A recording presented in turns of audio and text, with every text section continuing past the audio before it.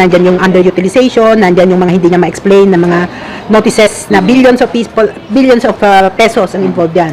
Yung demeanor niya, yung na bratty, hindi siya nag-divulge ng information, etc. So it shows that she's not interested with her duties and functions as the Vice President of the Philippines. So kung ganyan po yung lumalabas, probably we can ask her to step down as the Vice President.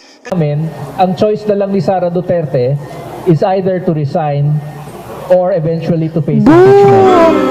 Ang catch-all naman talaga na ground dyan ay ang betrayal of public trust. Diba?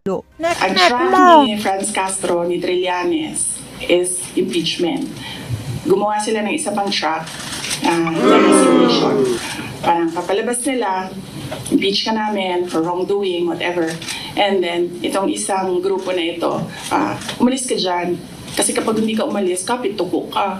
Meron bang tatayo na impeachment kung sa mga complaint na ito ba ay may mga wala naman yung mga sabi-sabi lang, baka hindi matuloy. Pero kung matibay din naman, siguro.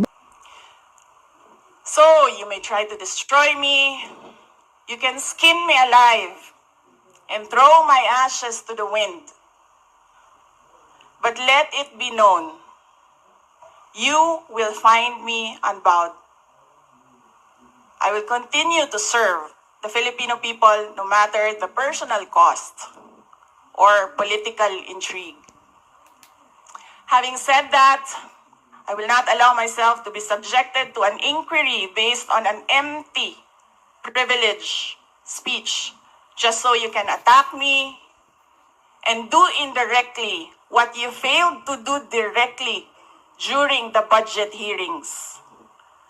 I therefore request this committee to terminate this inquiry for its clear lack of any proposed legislation or substantive matter for discussion.